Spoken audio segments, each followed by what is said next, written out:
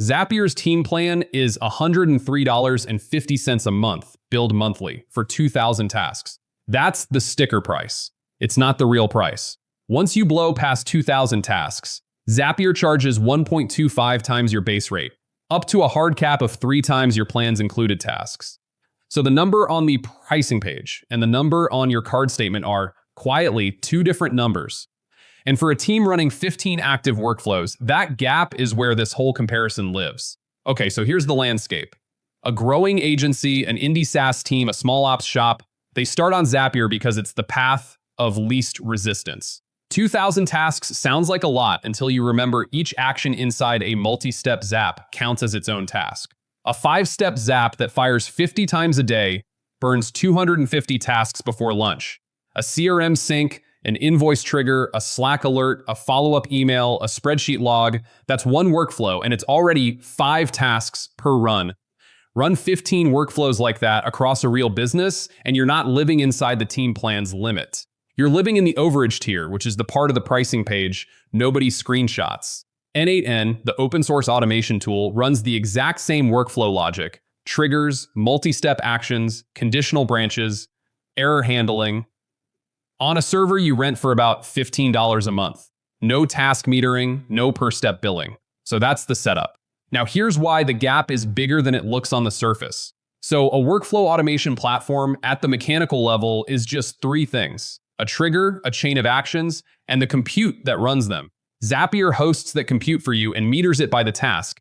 n8n hosts nothing. You host it on a VPS you control, and it counts executions, not individual steps inside an execution. That distinction is the entire cost story. A Zapier zap with 6 actions and 1 trigger logs 6 tasks every time it runs. The equivalent n8n workflow, running on your own DigitalOcean droplet or your own Hetzner box, logs 1 execution. Same logic, same outcome, radically different meter. Scale that across a 500-run day, and the 2 platforms aren't measuring the same thing anymore. One's counting steps, the other's counting jobs. Take one concrete example instead of an abstract one. A small agency has a lead intake workflow.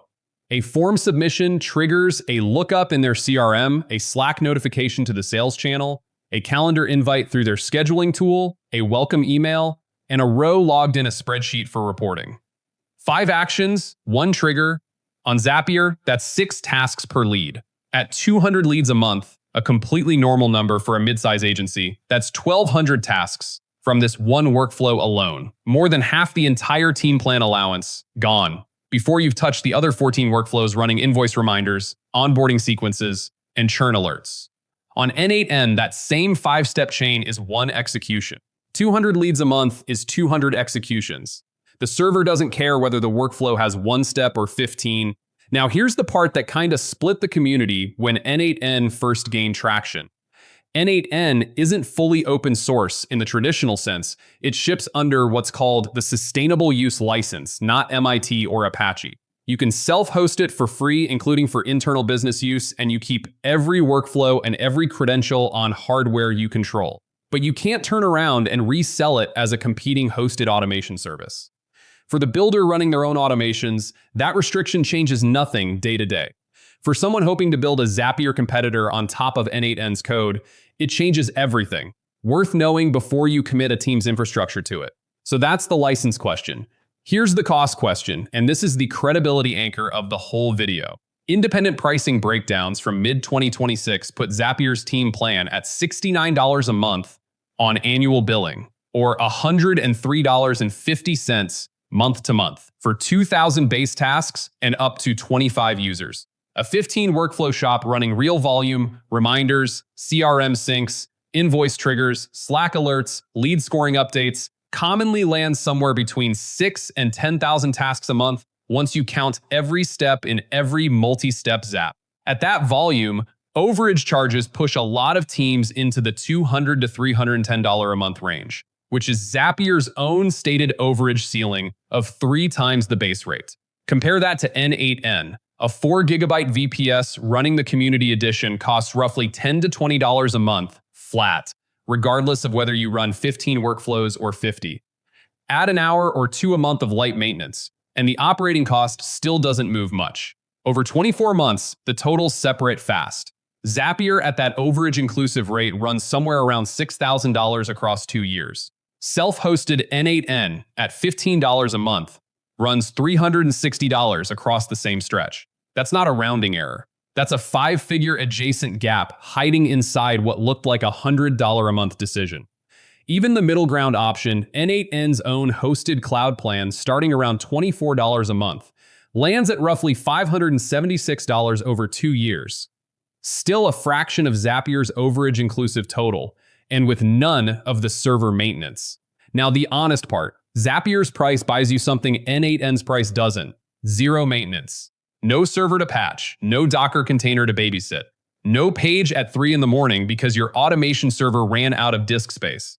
Zapier also connects to over 7,000 apps out of the box, many with polished, officially maintained integrations built and tested by Zapier's own team.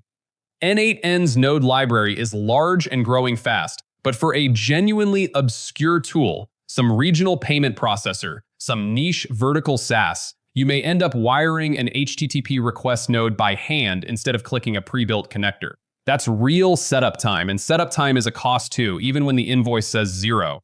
2 honest catches then, specifically on the n8n side.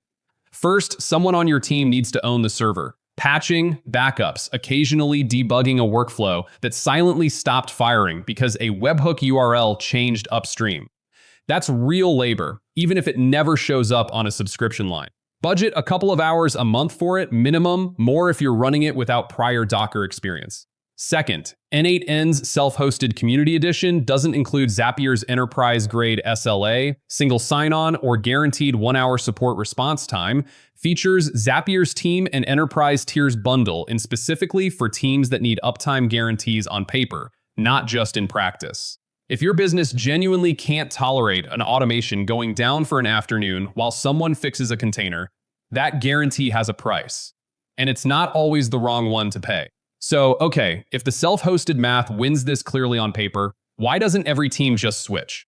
Partly inertia, a working Zapier setup with 40 zaps built up over 2 years is a real migration project, not a weekend hobby. And every hour spent migrating is an hour not spent shipping.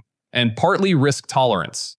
A 2-person startup optimizing for Runway will absorb a weekend of Docker debugging without blinking because the alternative is real cash out the door every month. A 25-person agency billing clients on tight retainers may decide that a guaranteed 1-hour support response is worth the extra $200 a month, full stop, because a broken client-facing automation costs more than that in reputation alone. So, here's the fork. Pick Zapier if your task volume is genuinely low, under 1,000 tasks a month where you'll likely never hit the overage tier anyway, or if nobody on your team has the bandwidth to own a server, even a cheap one. Pick self-hosted n8n if you're running 15-plus workflows at real volume, you've got someone comfortable with Docker Compose and a terminal, and you're optimizing for total cost over 6+ months rather than 0 setup this week. There's also a middle path worth naming for teams stuck between those 2 profiles. n8n Cloud, the company's own managed hosting, which trades the $15 VPS for a subscription starting around $24 a month, still well under Zapier's overage tier, still with 0 server maintenance, just without the rock-bottom self-hosted price. What to watch heading into the rest of 2026? Whether Zapier's own AI-driven agents and chatbots add-ons start pulling more workflows into premium pricing tiers, which would widen this gap further for teams that adopt them. And second, whether n8n's cloud offering keeps closing the convenience gap against Zapier without giving up the pricing advantage that makes self-hosting worth the setup time in the first place. Both of those trends, watched over the next few quarters, will tell you which direction the gap is moving. The question everyone asks is which platform is better? That's the wrong question. The right one is which platform's pricing model matches how your workflows really run. Because the tool didn't change the outcome here. The meter did. Start with one workflow, move your highest volume Zap to a $10 n8n instance this weekend, and watch what happens to next month's bill before you migrate the other 14.